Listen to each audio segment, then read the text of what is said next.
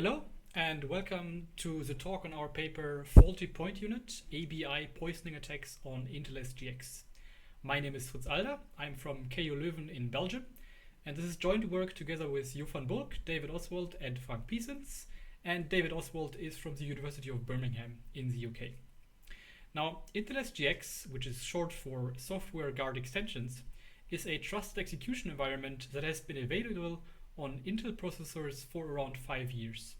And before I go into the details of our attack and how they affect Intel SGX, I want to give you an intuition of trusted execution environments and what they provide. So the promise of trusted execution environments is basically this. A castle, or in Intel SGX so-called enclave, is inside the processor that protects code and data from the untrusted surrounding world. And any interaction that has to be done with this enclave and with the trusted application inside this enclave has to be done through some gates. And as we all know, gates are something that has to be protected, because as high as you want to design your walls, if you have a gate, it is very easy to get access through this gate to whatever resides in the enclave or inside the castle. So how does it look like in the processor? Well, a user enters the enclave through a specific call gate, and once this happened, the application in there, or which is then the trusted application, can perform its tasks in a confidentiality and integrity protected environment. And as soon as the application resumes to the user can be sure that these security guarantees have been upheld and that the result that is computed has been correct. But what happens when an attacker enters the enclave through the same call gate? Well, then we have to provide proper shielding and proper sanitization at this border to protect the enclave and protect the trusted application that wants to run in the enclave.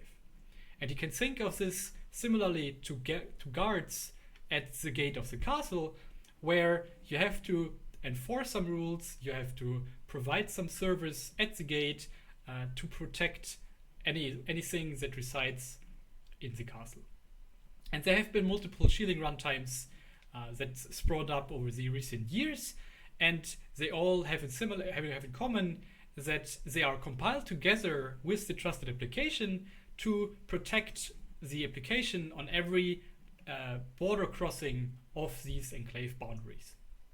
And the key insight of the recent years has been that we need to split the sanitization responsibilities across the application binary interface and across the application programming interface tiers. And the API tier is responsible for higher level programming language interfaces and has been rather understood, or rather well understood, in the recent years. But the application binary interface is something that is not as well understood, and this is what we target in our work. And before I go into our attack, I have to give some insight on the floating point unit and on how floating points are processed inside the processor. Now, floating points are very complex and have a lot of history, especially on x86. So the only thing important to know here is that there is a need for software to control how the FPU and how the floating point units are processing the numbers. So there is a need for software to provide some global settings that are even preserved across calls. So the compiler can have some guaranteed state as some global state given to across functions. And these control registers are then used for multiplications, for example, and in any use of the floating point unit. Now, if some settings are preserved across calls, this can be dangerous. So we looked into what happens when a user enters the enclave, and let's say we have a simple enclave where we calculate a weight of 2.1 times 3.4. And for normal access, for normal enclave entry with default global parameters, this might then just calculate the correct 7.14 weight multiplication and this result is correct and everything is fine. But when the attacker enters the same enclave with different global settings and with different corrupted precision and rounding mode to instruct the floating point unit with a different mode and with a different setting, then the enclave will actually not calculate 2.1 times 3.4 as 7.14, but will instead have a reduced precision of this number. And this is seems rather innocent, seems like a rather small mistake, but this can very well accumulate and can, well, it's definitely not something that we desire in an application that we want to trust for integrity and confidentiality.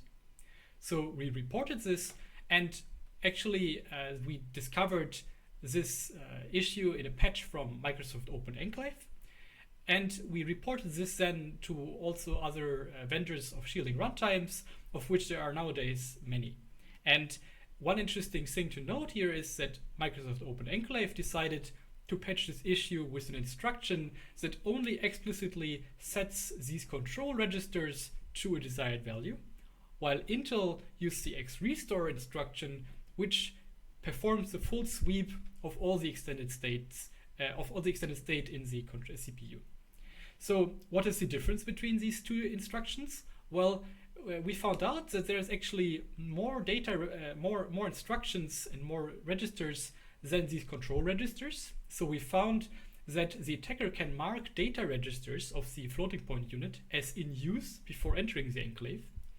And this means that once these data registers are marked as in use, the enclave will silently assume that there is no data register that it can use, and will silently compute not a number for all calculations because it assumes that it cannot use any data register for this computation.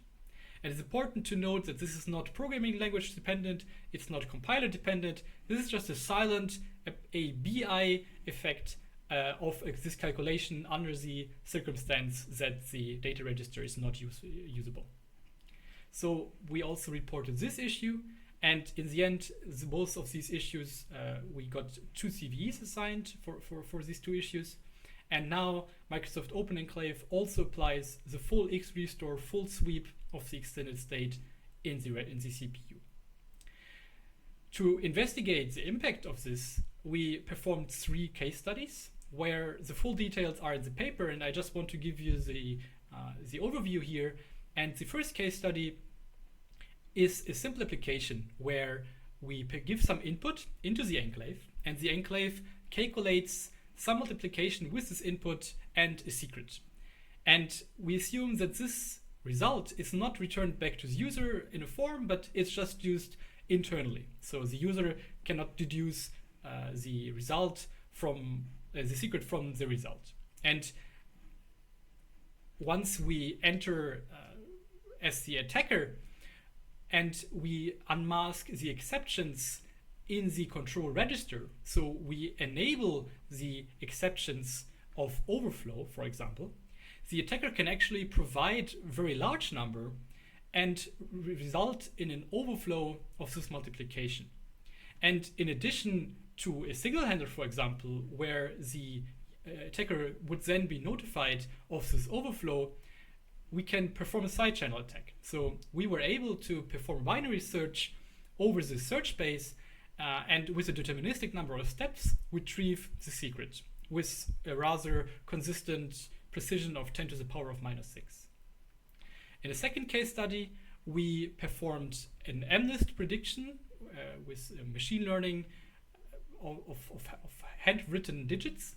And the system model for this is very simple. So 2 users use some enclave, for example, in the cloud, where one user pushes some machine learning model, and the second user pushes some input and receives back a prediction. And we assume that both users use an end-to-end encrypted channel into the enclave, so the attacker has no option to read the input or flip some bits in the given data.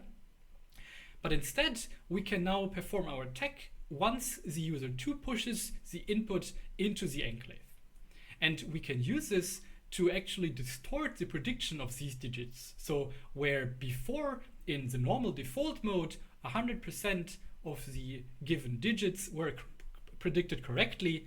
With our attack, only 8% are predicted correctly. And in fact, all 100 digits were predicted as the digit 2, which completely renders this machine learning enclave useless by just flipping this one bit in the FPU control register. Now, the last case study we did was to perform a large-scale analysis on the CPU benchmark SPEC 2017. And this is the only case study we did not do in SGX, but we just performed this outside of SGX because the applications are simply too large to run inside SGX, but the attack is the same as would happen in SGX. And we did this to analyze and to evaluate how these errors accumulate and perform across large applications. And here, for example, in Blender, we have an image difference between the original and the attack image. Now, what does this mean and what is the takeaway from this? Well, we always have to secure enclave interactions and properly sanitize everything when we enter and exit the enclave boundaries. And even further, this large attack surface has a lot of subtle side channel oversights that we are slowly uncovering. So the defense that is applied now by most of these investigated shielding runtimes is something we are very happy about, because most of them now apply a full X restore sanitization strategy where the full extended state of the processor is cleared. And this is very good because it rules out most of follow-up attacks that apply the same principle. And the takeaway here is that modern x86 architectures are very complex, and this just underlines further the need to investigate alternative processor architectures. We bundled all our findings and our case studies into a fully reusable artifact that we hope can be used by other researchers as some infrastructure for future research into this ABI-level domain. And we also provided all of the shielding runtimes in there that we targeted, and we think that this can be a helpful asset in future research. Thank you very much, and I'm happy to answer any questions that you may have.